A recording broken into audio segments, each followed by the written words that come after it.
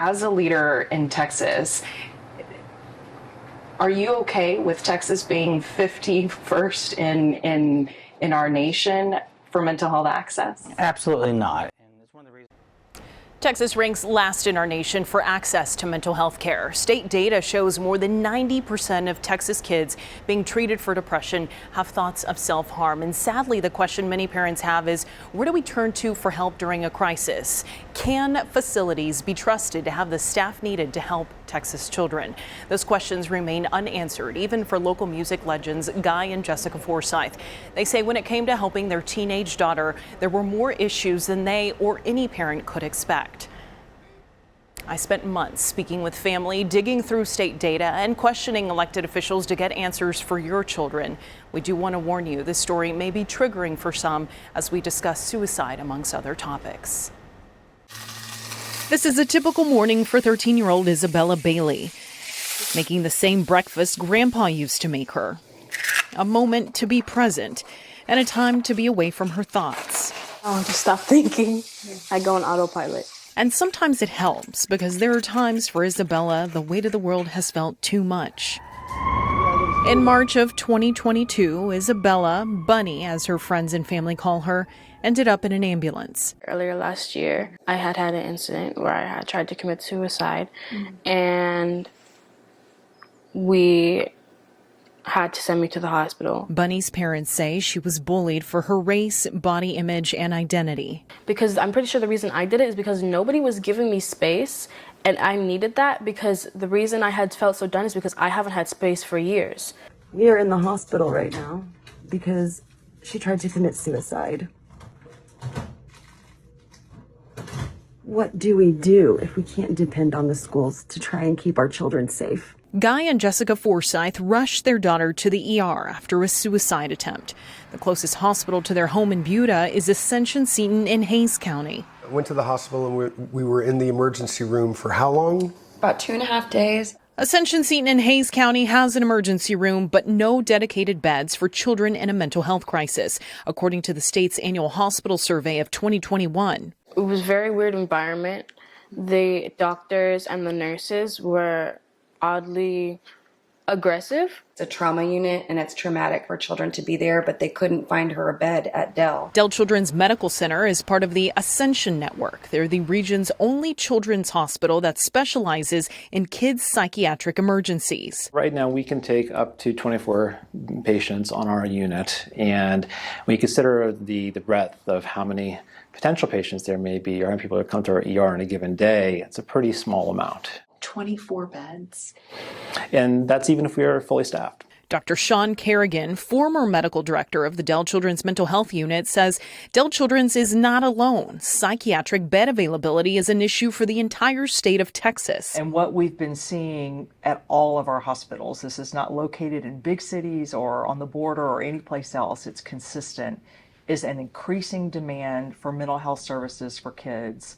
And it's kids with really severe mental health issues. Stacy Wilson, president of the Children's Hospital Association, leads 7 nonprofit hospitals in the state, including Dell Children's. So it's suicidal ideation, or it's self-harm, or it's even homicidal ideation. These are the kids that are coming into our emergency department seeking care. Here in Central Texas, these are the counties with pediatric beds specialized to take these children. Wilson says, simply put, it's not enough. So what would be? Right now, there's no accurate way to measure it. What would those resources look like to make sure the demand is eased? It is a great question, and the answer is nobody knows. Right after Uvalde happened, the Speaker Phelan reached out to us and said, we need to reach out to these kids. We have a mental health crisis in the state. What do we need to do? And they said, what do we need? And we go, we don't know. And they said, what do we have? And we go, we don't know. And they said, well, how much is it going to cost? And we're like, we don't know. So the really great thing that the state did this session was they passed a requirement for the state to create a statewide pediatric mental health strategic plan. We do not have one in Texas.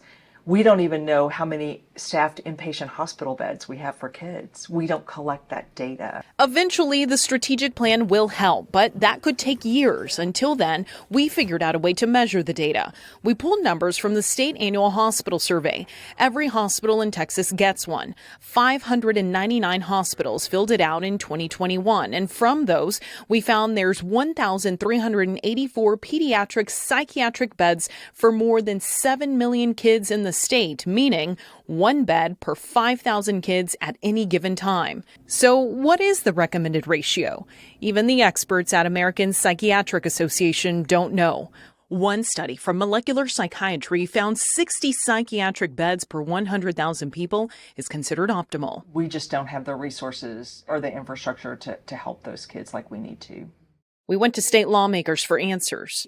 Mental Health America ranked Texas dead last in mental health access for adults and children. As a leader in Texas, are you okay with Texas being 51st in our nation for mental health access? Absolutely not. And it's one of the reasons that I've taken on mental health as a cause that I want to use the whole office of the speaker to get behind and change that narrative. And we did pass some legislation to enable and require private insurers to provide mental health services, and that's something that I'm proud of working on as well. That bill passed the House but failed in the Senate and did not become law. Again, these big capital improvements are going to take a little bit of time to improve the map that you referenced earlier about access. It's just going to take. Texas is a huge state. So it's up to the local ERs to handle the load. The Forsyths know firsthand what that's like. You're in this little room with a curtain and you hear people screaming and you hear alarms going off and you don't know what's going to happen. I don't know what's going to happen with my child. I don't know if I'm going to get in trouble because CPS, I have no idea what's going to go on in this whole situation, and it's scary. And you don't know what the resolution is. They waited 2 days at a local hospital, hoping a specialty pediatric bed could open up at Dell Children's. I would have just liked there to be infrastructure. And I understand that that's hard, but they're not doing it at all. So I think that giving them the out that it's hard isn't going to work for me because I don't see any attempts even being made. Isabella Bailey loves her Snoop Dogg cookbook. Making food. I've made this, the orange chicken with white rice. It's one of the ways she finds time to recenter herself, a tool she's learned after a suicide attempt. We've had family issues for years because of COVID, and I remember I was just done. Like, I felt so done, and I had gone out of the house and I had gone on a walk. If somebody is going through that and they say to give them some alone time, give them some alone time. Just make sure that you check in on them every once in a while, but give them their space, because I'm pretty sure the reason I did it is because nobody was giving me space, and I needed that, because the reason I had felt so done is because I haven't had space for years. A 2022 study by NAMI says about 1 in 6 Texas kids between 6 and 17 years old suffer from a mental health disorder every year. Kids are in crisis, and mental health professionals, parents are saying our kids are dying. How slow is too slow for change? When you're talking about a child's life, obviously every minute counts. When you're talking about a child in crisis, every minute counts. And we have to do more. We have to have, honestly, I think the biggest problem is going to be the workforce. We can build these facilities and we can expand these therapy programs across the state, whether it's TChat or others, MSTs. But if we don't have the workforce, and I think that's going to be the biggest bottleneck. Dade Phelan, the Speaker of the Texas House of Representatives, says the state is doing their part, but parents have to step it up too. We need parents to be more involved and pay attention to what their child is doing especially when they're on the weekends or after school, or especially during the summer, because that's when a lot of these issues arise. UT Health Houston researchers found that's not the case. They say there's a clear pattern of self-harm related to the academic school year. This regular legislative session, Texas set aside the most money ever to mental health in the state, but is $15 million enough? It requires a 100% match. So for every dollar that the state gives us, we have to provide $1. But it's money we didn't have, and it'll make our funding go further. That money is part of a larger mental health funding plan. Most of it focuses on adults and does not pay for staffing or resources before or after a child in mental health crisis needs help. One law that failed this session, HB 1898, was a grants program for children's hospitals to build more infrastructure for mental health services. You've got to create a program. You've got to build a bed. You've got to staff that bed. All of that takes money. So where does that money come from? Another law that failed, HB 340, a bill that would have required private group health insurance plans to cover mental health services for serious emotional disturbance of a child. It could have helped the Forsyths continue their daughter's care, because after a week and a half at Dell Children's, they could not get her the outpatient care she needed. And they have no idea that she's coming. They don't know who I am. They don't know who referred us. We're not on any lists. And I'm showing them the paperwork that says to go there. And then just someone comes out of the back and says, "We're so sorry, but we don't accept your insurance." I cried. I was so defeated. Like, what do you do? That I don't know what else to do. We went to state lawmakers for answers. I actually pulled some of the data. So you'll see some of the dots here. They're out of 254 counties in Texas, only 23 counties have pediatric beds for children in mental health crisis. What do you make of that map? It's not surprising, because if you look at the state of Texas and the way we've addressed mental health, it's been something you don't talk about. It was, for the longest time, it wasn't considered healthcare. It was kept in the shadows. Since this interview, that number went down to 22 counties. It seems like everyone's pointing a finger at everybody. Where's the real solution here? My commitment is to do better and to continue the success and continue the path forward in the state of Texas.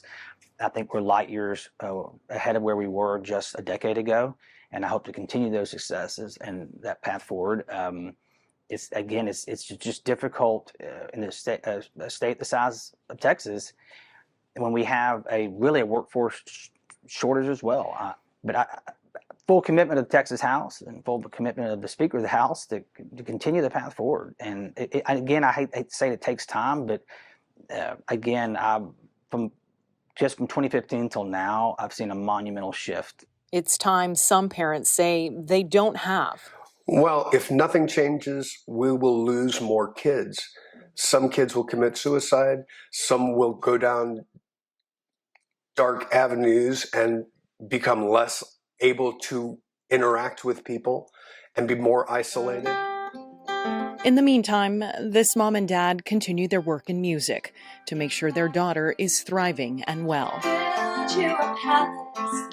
She's such a precious kiddo, and every kid is. And I think a lot about how she has this much right to live as everybody else. It's in these lyrics you won't recognize. The sky. They wrote this song for their children. If I were a queen,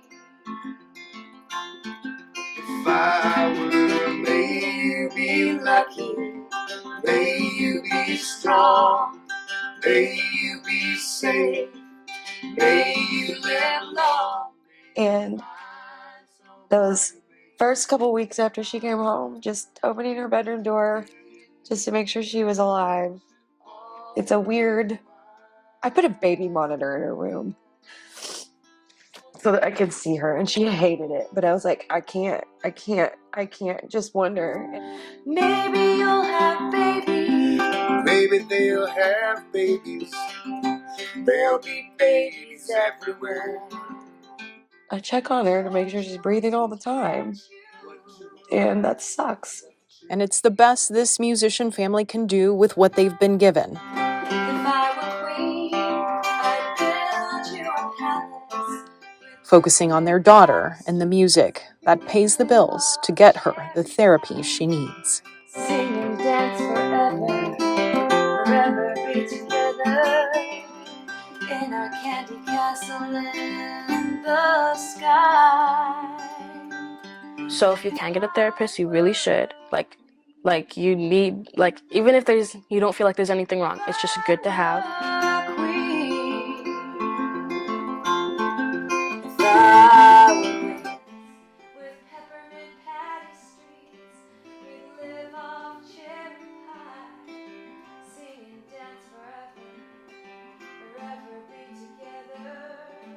Right now on our website, fox7austin.com, we've set up a resource library for where to turn to get help if you or your family are in a mental health crisis.